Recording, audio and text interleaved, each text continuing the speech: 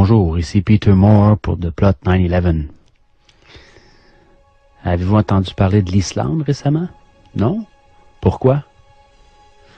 Si quelqu'un croit qu'il n'y a pas de censure actuellement, qu'il nous dise pourquoi on a tout su au sujet de ce qui se passe en Égypte, en Syrie et en Libye, et pourquoi les journaux n'ont absolument rien dit sur ce qui se passe en Islande, eh bien, écoutez bien ceci.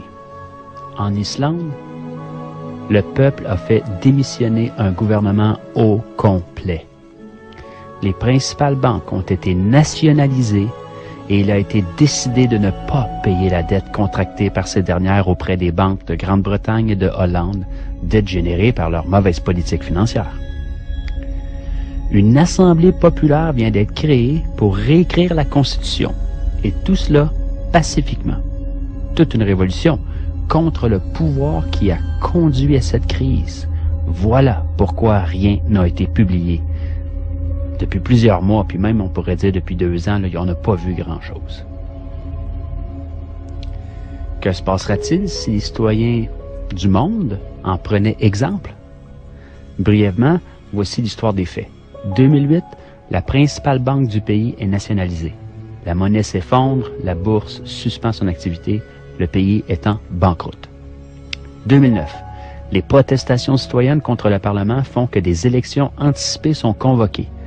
Elles provoquent la démission du premier ministre et en bloquent de tout le gouvernement. La situation économique désastreuse du pays persiste.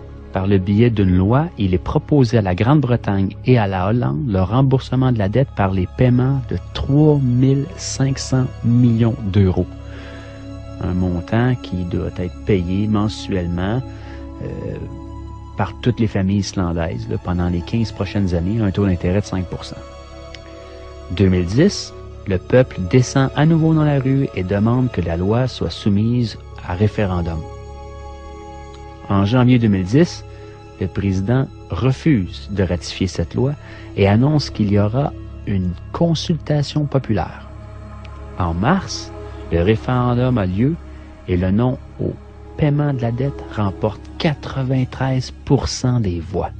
Pendant ce temps, le gouvernement a entamé une investigation pour régler juridiquement la responsabilité de la crise. Les détentions de plusieurs banquiers et cadres supérieurs commencent. Là, je parle de prison, là.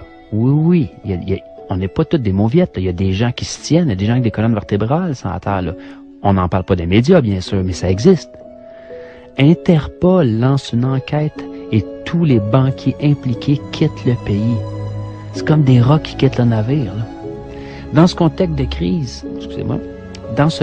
de crise, une assemblée est élue pour rédiger une nouvelle constitution qui reprend les leçons apprises de la crise et qui se substitue à l'actuelle, qui est une copie, dans le fond, de la constitution danoise.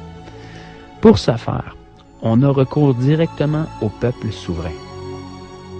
On élit 25 citoyens sans filiation politique parmi les 522 qui se sont présentés aux candidatures. Pour cela, il faut être majeur et recueillir le soutien de 30 personnes. Assez simple.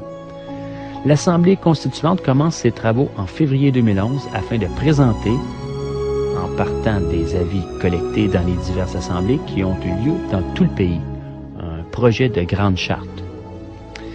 Elle doit être approuvée par l'actuel Parlement ainsi que par celui qui sera constitué après les prochaines élections législatives. Voici en bref l'histoire de la révolution islandaise. Démission en bloc de tout un gouvernement. Nationalisation de la banque. Référendum pour que le peuple puisse se prononcer sur des décisions économiques fondamentales. Emprisonnement des responsables de la crise. Réécriture de la Constitution par les citoyens. Nous a-t-on parlé de ça dans les médias européens, canadiens, américains, japonais, dans le monde, partout? Est-ce que les médias de masse ont même touché au sujet? En a-t-on parlé dans les débats politiques, radiophoniques ou télévisés? A-t-on vu des images de ces faits à la TV? Bien sûr que non. Il y a ben trop de monde qui regarde. Le peuple islandais a su donner une leçon à tout le monde entier en affrontant le système et en donnant une leçon de démocratie au reste du monde. Les sources, c'est la liste Parti de gauche 84 par Forum civique européen.